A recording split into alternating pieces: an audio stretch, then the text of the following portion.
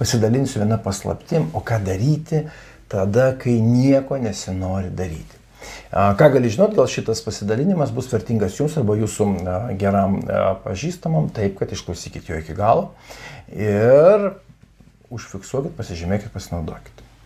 Taigi, jeigu taip yra, kad nieko nesinori, taip, jau kuris laikas tęsiasi šitą būseną, yra du galimi sprendimai, kuriais aš dabar pasidalinsiu. Šiaip sprendimų gali būti ir daugiau, bet du variantai, kuriais aš pasidalinsiu.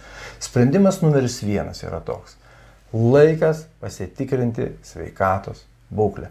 Kada paskutinį kartą kreipėtės į savo asmeninį gydytoją, kada paskutinį kartą darėtės tyrimus ir žiūrėjote, ar viskas yra ok.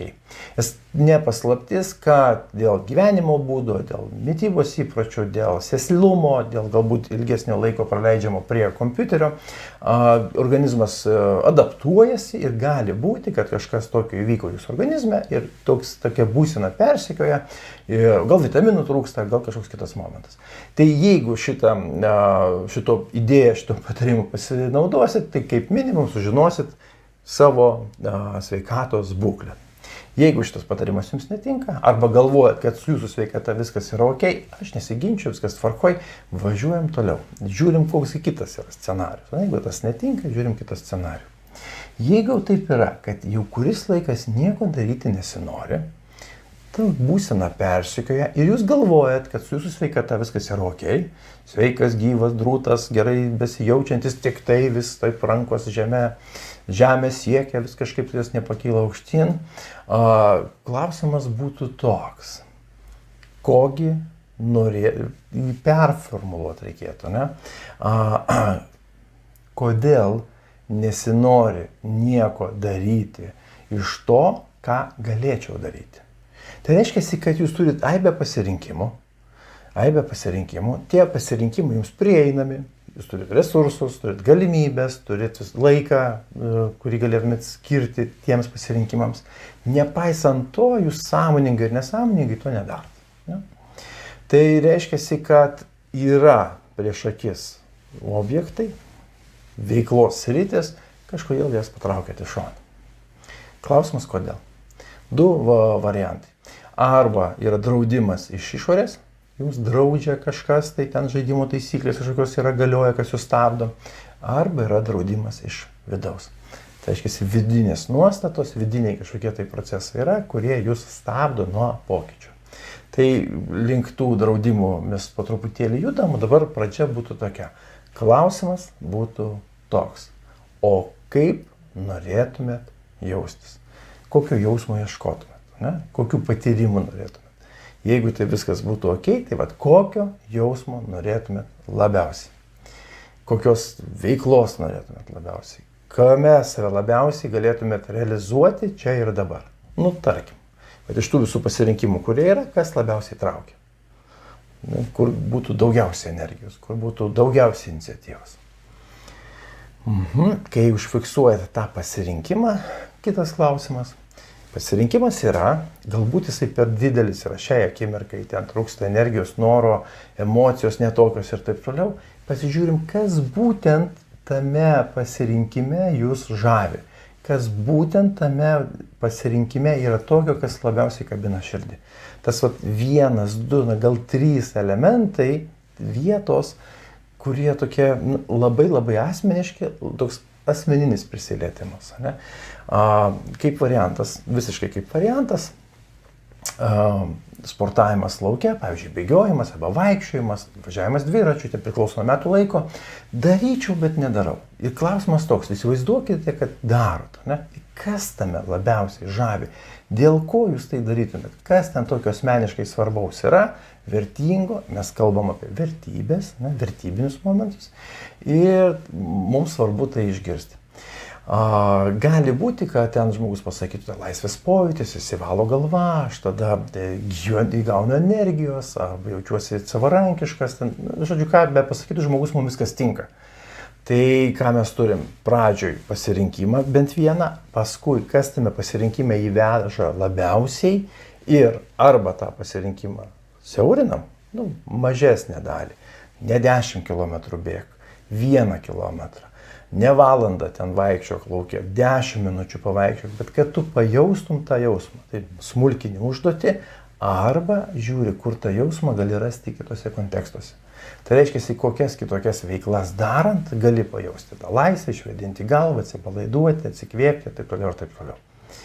Ir mes ką turim? Sritį, aistrą, kas ten tokio yra. Ir arba tą patį kontekstą, bet mažesnės užduotis, arba kitam kontekste ieškom tos pačios aistros, arba tos pačios emocijos, tos pačios vertybės išpildymo. Ir vėlgi grįžtu prie tų draudimų. Nėra taip paprasta. Aplinka mus išmokė būti mandagiais, maloniais, atsiklausti, savo interesus patraukti į šoną, nes yra didesnis, gali būti kažkoks interesas.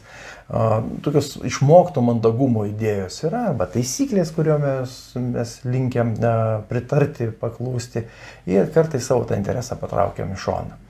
Tai yra toks momentas ir kitas momentas, kitas pasipriešinimas arba stabdis, tas draudimas yra vidinis. Kaip aš atrodysiu, ką žmonės pagalvos, kaip čia yra, kad čia žiemą dabar bėgiosi, žinai, ir taip toliau, taip toliau. Arba žiemą eisiu vaikštinėti arba bėgiosiu, arba ten kažką darysiu, tai dar peršlasiu, susirgsiu, tokie procesai. Ne?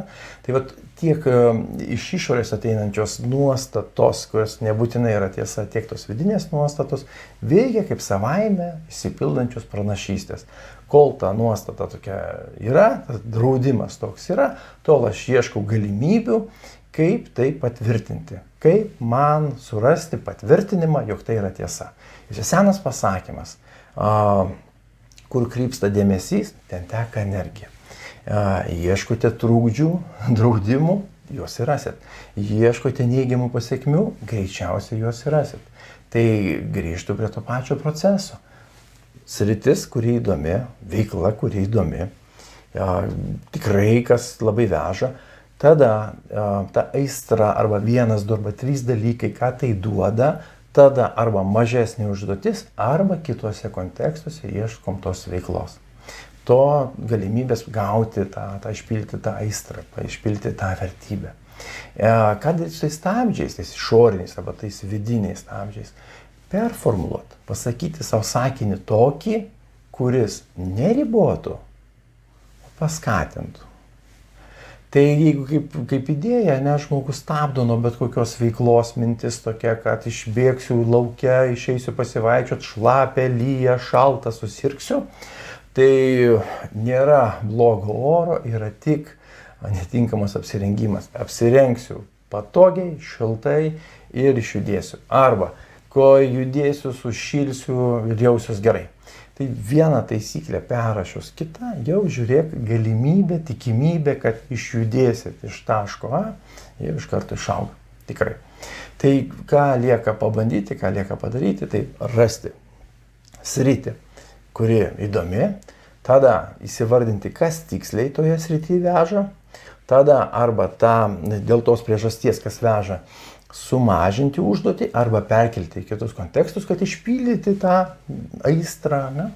Ir performuluoti stabdančius įsitikinimus, stabdančias nuostatas į palaikančias, į skatinančias veikti.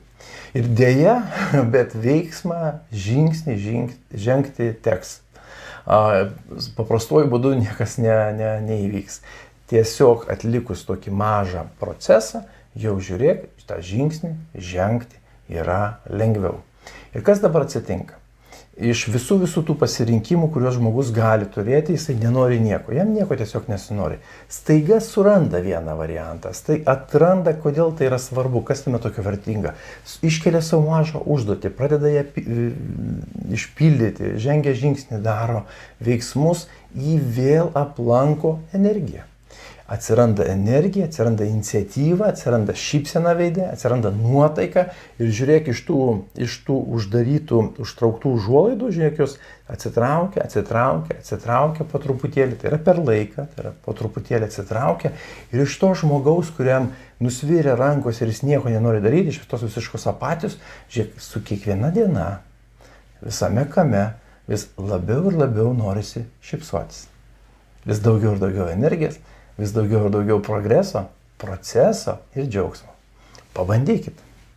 ir parašysit, kaip tai veikia. Sėkmės.